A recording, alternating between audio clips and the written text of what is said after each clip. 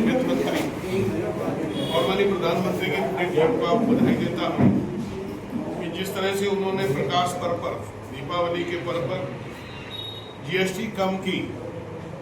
आप लोगों के माध्यम से पता लगा है 1 लाख करोड़ से भी ज्यादा की खरीदारी हुई है जीएसटी के माध्यम से।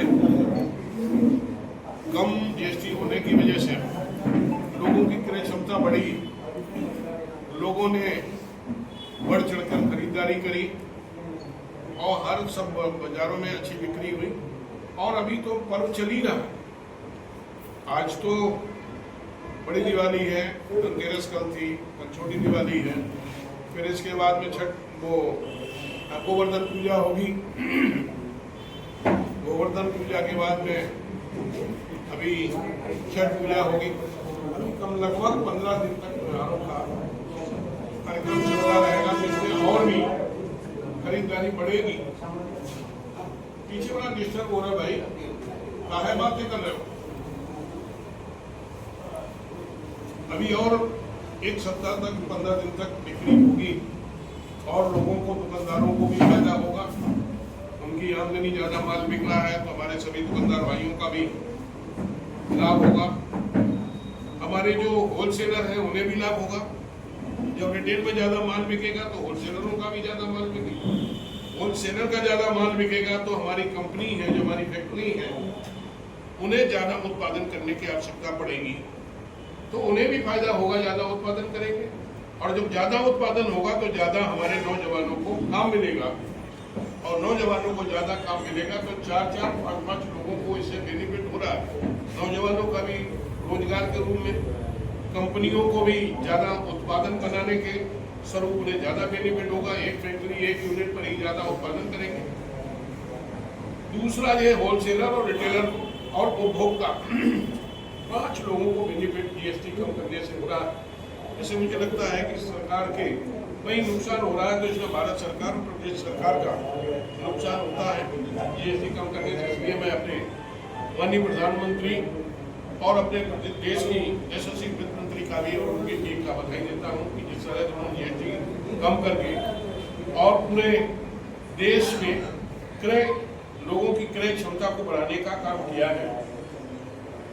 मैं अपने लोगों से भी मैं निवेदन करूंगा फर्रुखाबाद जनपद में कि दीपावली पर पर्व तो मनाएं, लेकिन पटाखों को ठीक से चलाएं, बिना कोई घटना दुर्घटना किए पटाखों को बड़ी सावधानी से चलाएं। जो पटाखा कोई रहम नहीं करता।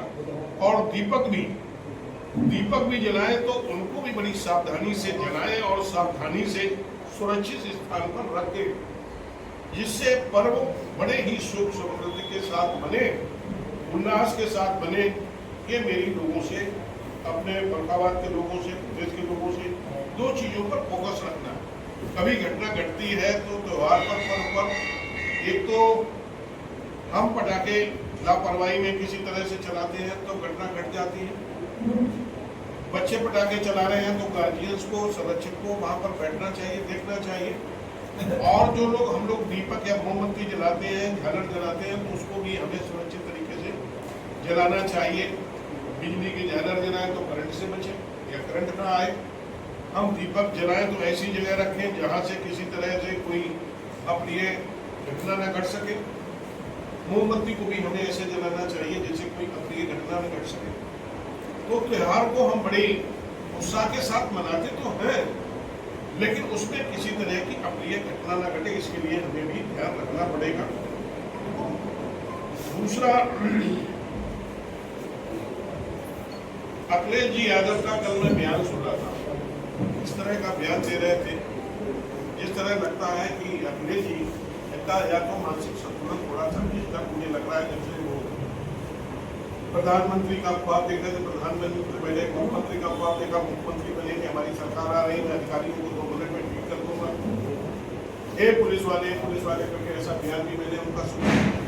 वो लगता था कि मुख्यमंत्री बन गए, फिर मुख्यमंत्री बनने के तो नहीं बन पाए, लेकिन जैसे ही लोकसभा का चुनाव हुआ उन्हें प्रधानमंत्री नजर आने लगे कि कहीं किसी कारण क्या है, राहुल गांधी प्रधानमंत्री ना बन पाए तो मैं ही बन जाऊंगा। अब हमें लगता है वो प्रधानमंत्री के ख्वाब में ही उनका दिमागी संतुलन बिगड़ा हुआ। वो कभी कभी सिर्फ भक्तों को बता देते हैं, उनकी आतंकवादियों से तुलना कर देते सिर्फ भक्तों। कभी उन्हें गौशाला में बदबू आने लगती है, जबकि यदुवंशी अपने को बताते हैं, यदुवंशी तो